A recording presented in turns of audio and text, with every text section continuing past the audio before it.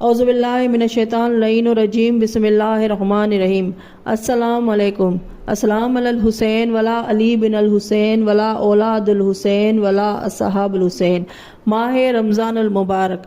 ماہ رمضان المبارک یہ وہ مہینہ ہے جس مہینے میں پروردگار عالمین تمام گناہ گاروں کو بخش دیتا ہے۔ اس مہینے میں جنت کے دروازے کھول دیے جاتے ہیں، جہنم کے دروازے بند کر دیے جاتے ہیں۔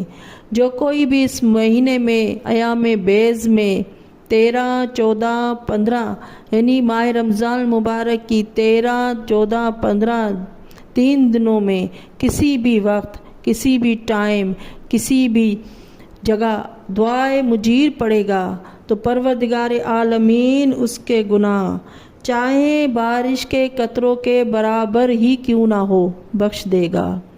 مروی ہے کہ یہ دعا حضرت جبرائیل امین علیہ السلام نے جناب رسول خدا صلی اللہ علیہ وآلہ وسلم کو اس وقت تعلیم دی جب آن حضرت صلی اللہ علیہ وآلہ وسلم مقام ابراہیم میں نماز میں مشغول تھے، اور پروردگار عالمین نے فرمایا ہے کہ جو کوئی بھی ماہ مبارک کے ایام بیض میں اس دعا کو پڑھے گا تو اس کے گناہ بخش دیے جائیں گے۔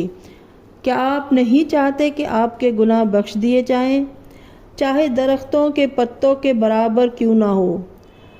روایت میں آیا ہے کہ وہ گناہ چاہے ریگستان کے ریت کے برابر کیوں نہ ہو، بارش کے قطروں کے برابر کیوں نہ ہو، درختوں کے پتوں کے برابر کیوں نہ ہو، ان کے گناہ بخش دیے جائیں گے۔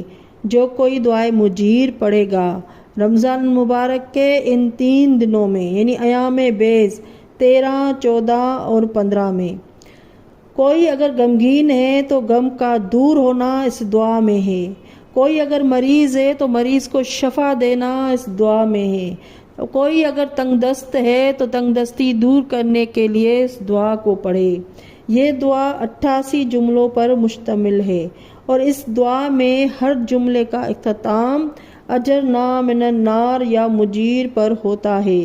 تو پروردگار عالمین رسول اللہ صلی اللہ علیہ وآلہ وسلم سے ارشاد فرماتا ہے کہ جو کوئی مومن اس دعا کو ماہ رمضان المبارک میں پڑھے گا اس کے گناہ بخش دیے جائیں گے، اس کی مریض کو شفا ہوگی، اس کے اولاد کو نیک و صالح کر دیں گے، اور اس کے جتنے بھی گناہ ہوں گے سب بخش دیے جائیں گے۔